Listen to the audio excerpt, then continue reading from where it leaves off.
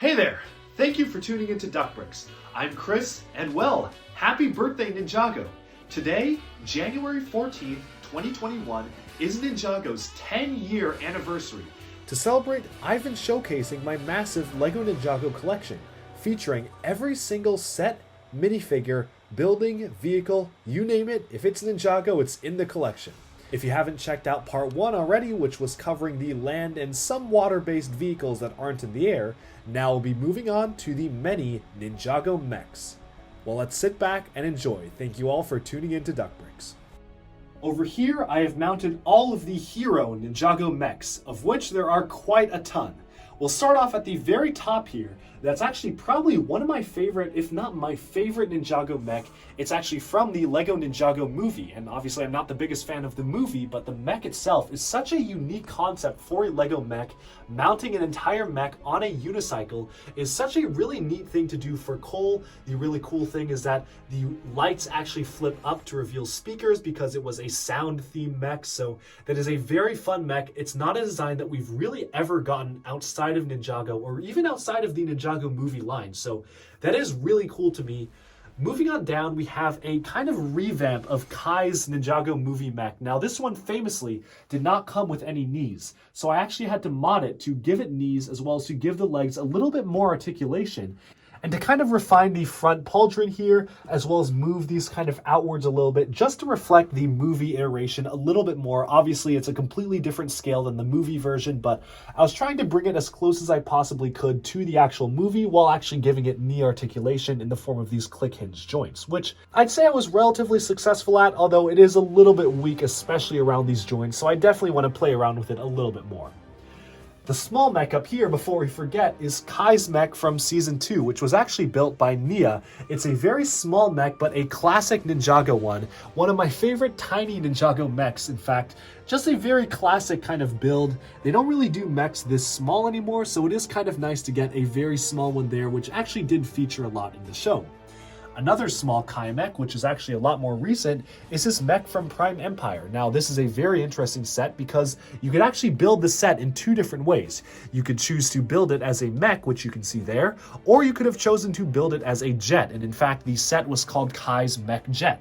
So you can see overlaid on the video now is the jet form of the mech using exactly the same pieces as the mech. So LEGO doesn't do that too often, but it did convince me to buy two of the same set, so maybe they should try considering doing it a little bit more. Moving on from Kai's stuff here, we have Nia's Water Strider, which I have also modified from the base set. In the original set, these front parts of the legs could not actually articulate. It was very fixed at a certain position. I have now changed it such that you can actually articulate every single joint of the legs without compromising stability, which is actually a pretty neat fix, I think. This is actually, again, a very unique mech. A lot of the Ninjago movie ones were, and we haven't really seen a four-legged kind of water strider mech like this before, so it is a very cool design for a Ninjago vehicle to have, and definitely one that deserves to be prominently displayed. The other very nice thing about this is the price. This is one of the few times where I'll actually bring up price, but this entire thing was $30, and on launch, it was on sale at Target where you could get it for $23. So you could actually get an entire mech of this size for basically $23 if you were lucky and Target put it on discount on launch, which is how I got mine, and it's one of the best price sets that I can remember for a long time in LEGO's history. But then moving on to here, we have some of Lloyd's mechs. So this is the Titan mech from Season 11, Secrets of the Forbidden Spinjitzu. It was, again, built by Nia, sent to the Forbidden Realm, and you can see over here, there's a lot of really nice detailing. It's one of my favorite Ninjago standard style mechs. The only thing is that, unfortunately, it does not have knees. And I know this is something that a lot of creators online have been working to fix. I, for one, want to try it out myself when I have some more time to actually give this knees, because right now, unfortunately, the legs are just completely fixed the way they are. The reason LEGO does this is because it's simpler for younger kids to play with something if it doesn't have knees, because they take less time having to pose it. There's a lot less chance it'll fall over and break. So for kids who are easily frustrated and don't want things to just keep on falling over, having no knees is a good thing, but I think that honestly LEGO overdoes it a little bit. They could definitely have integrated solid knees into this without having it be too unstable. So that's something I do actually really want to try for this mech. And actually these back wings here completely split from the main vehicle and become its own flyer, which is an added bonus to this mech. Over here, we have both versions of Lloyd's Golden Mech. Now, this one came in the Season 2 wave for the final battle, as it was called, and this one, it was just released just last year for the Ninjago Legacy wave, so it is a remake of this. Now, again, this is a massive improvement while keeping the similar scale and style of the original, which is something I do like. You can very clearly see that this is supposed to be this, but just upgraded and better. So, one of the most interesting mechs. Again, this one actually did include knees, which not a lot of mechs do. You can see, look, you can even bend the knees right here. Pretty crazy for a LEGO mech. And hopefully this set a precedent for future mechs to have knees because, again, we just got a new mech that had knees just this year. So maybe LEGO is learning their lesson. Alongside here, we have kind of an interesting case. This is officially the Firestone mech from Season 13. Now, it's very common that LEGO does not like to give vehicle slots or really large set slots to Cole because Cole unfortunately does not sell as well as, say, Kai. But of course, Season 13 was Cole's season and Cole needed a mech of his own. So what did they do?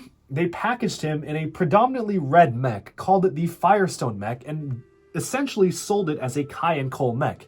However, in the show, it was purely just gray and just a stone mech. And for a split second on screen, it burst through a field of lava, and about half of it was coated in molten lava, which destroyed the mech and probably caused it to stop working. So, I don't know what was going on with the designers or the kind of communication going on here behind the scenes with the show, but obviously this is not the Firestone mech. In the show, it was just the stone mech, and I'm actually kind of curious to see if anyone tried their hand at kind of just making this an entirely stone mech to make it a little bit more accurate to the show. But as it is, it's a pretty interesting kind of alternate universe / non-canon mech, which is something that we don't actually usually get in recent years of Ninjago. Alongside the side here, you might actually miss it, but this is a very tiny Samurai X mech that came alongside the Day of the Departed Samurai X cave in 2016. Never appeared in the show, maybe appeared in a few background shots, but I had to include it because it is a mech, it's a Samurai X mech, and it does correspond with the other Samurai X mechs, which we can see alongside the bottom here.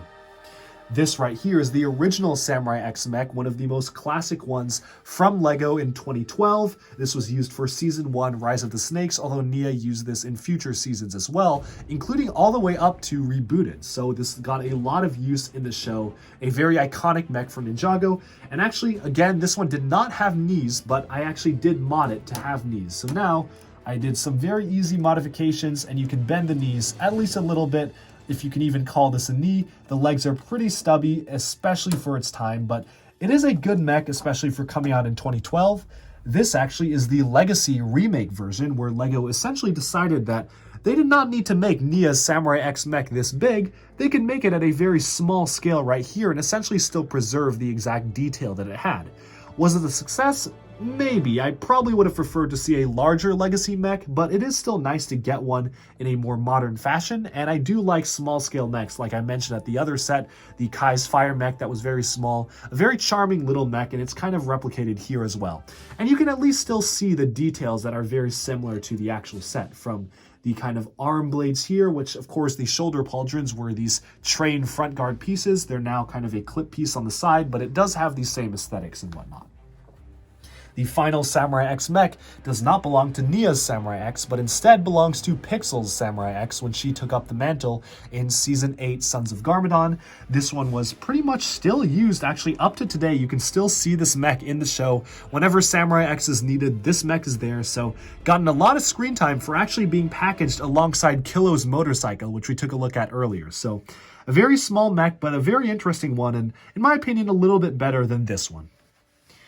But then moving on down here, we have Zane's only two mechs. They're actually the same mech. This is the Titan Mech Battle from 2015 in the Possession Wave.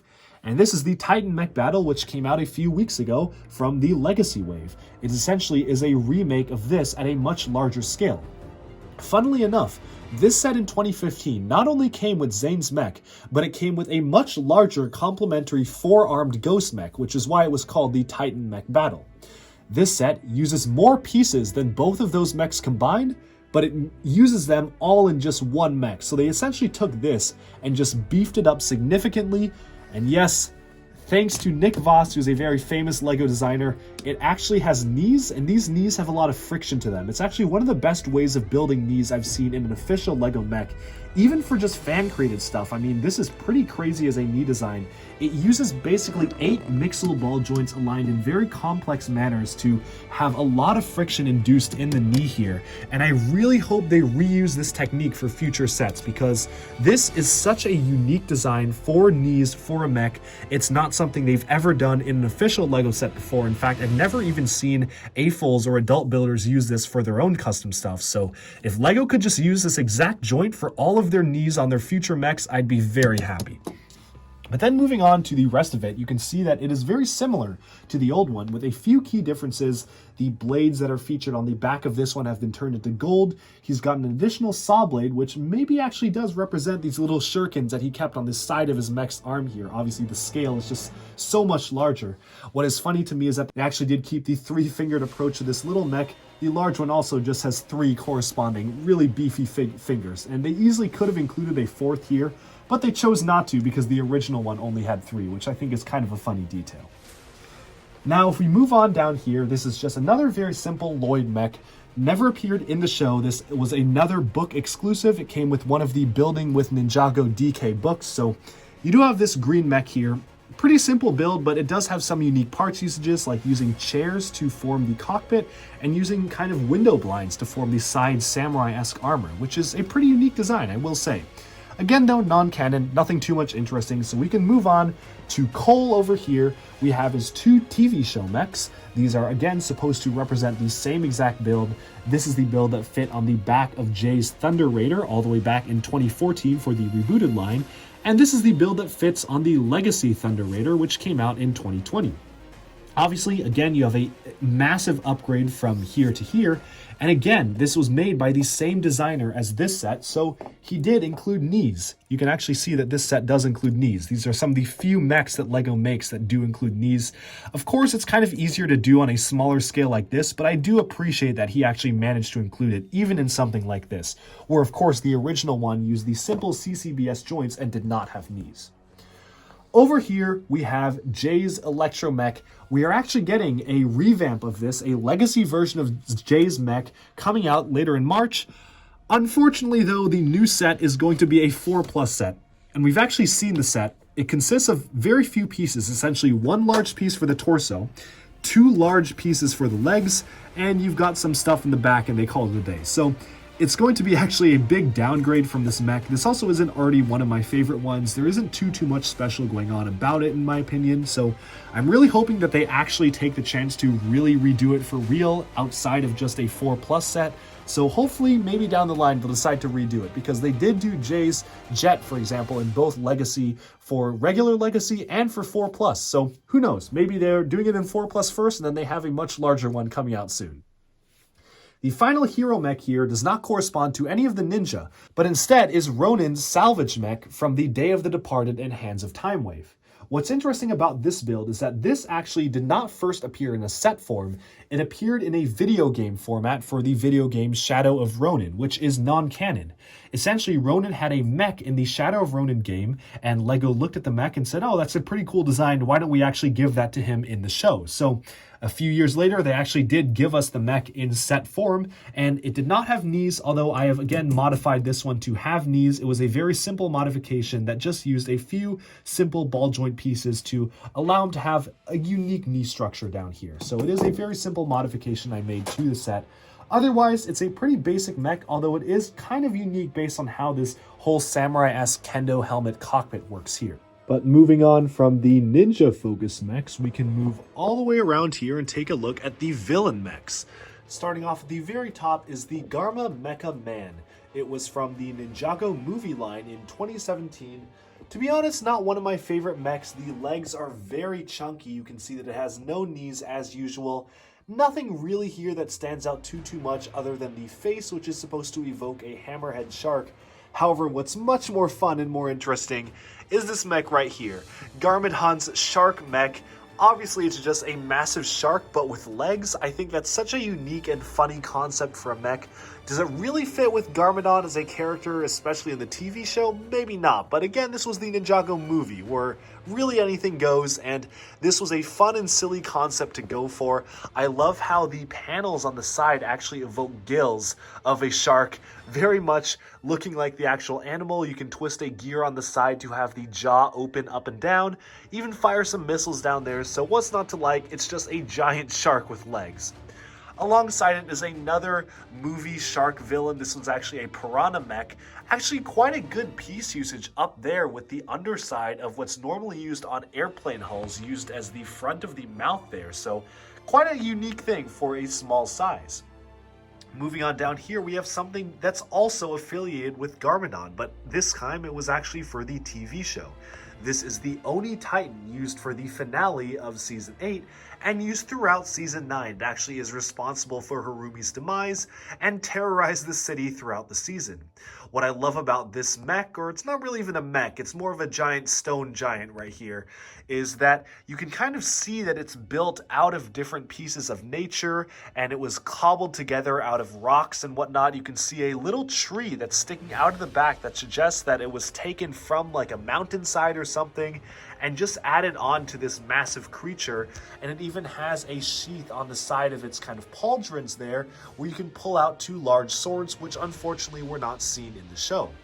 However, though, the legs are again very stubby. It's just very straight pieces with no knees, so it's not really the best one that they've done, but definitely something super memorable in the show and something that's elevated a lot by being very prominently featured in the show as a serious threat. On the contrary, over here is something that never appeared in the show. Unfortunately for designer Mark Stafford, this snake mech was just a concept that never actually was showcased in Season 1 Rise of the Snakes. It used a lot of interesting piece usages for its time, like using certain pieces for the fingers here, and of course used the classic snake head sculpt, which in my opinion is very well done, especially for 2012.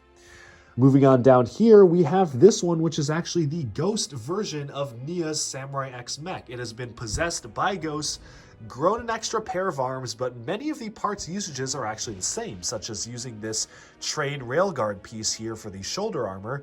The way the head and flag is constructed is basically the same, and it even has a very similarly proportioned leg style and everything. So I actually do really like how close they kept this to the actual set, despite coming out 3 years apart.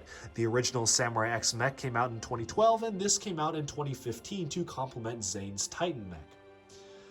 Finally, last and maybe least, we have this very funny looking Anachondrite dinosaur. It was actually made for the Day of the Departed wave. It was used by Master Chen when he was resurrected by Sensei Yang to attack the ninja. This, however, is probably the best part of the set. It's his classic Chen's chair, which was used frequently in Tournament of Elements, finally in brick-built form. The rest of this is a little strange and out of place, although I do appreciate it trying to go for something a little bit different in the Ninjago universe. You've got a snake head, but it's also supposed to be a dinosaur because it has these two legs, very stubby arms that are literally just saw blades. A very unique and funny design, and definitely just the side build to a set. In fact, this was packaged alongside the Ultra Stealth Raider right here. It was really just the antagonist vehicle that the ninja could battle, so it's nice that we even got anything at all. But with that, that about sums up this video of the Ninjago Mechs. Be sure to check out part 1 of this series where I took a look at every single land-based Ninjago vehicle mounted on my wall, so definitely go onto that video if you are interested in seeing that. And now we are going to move on from the mechs and take a look at our next part 3 video, which will probably be the longest one out of all of these. Well, we'll take a look at every single LEGO Ninjago minifigure ever made. And oh boy, there is a lot to get through. So be sure to stay tuned for part 3 and let's get started.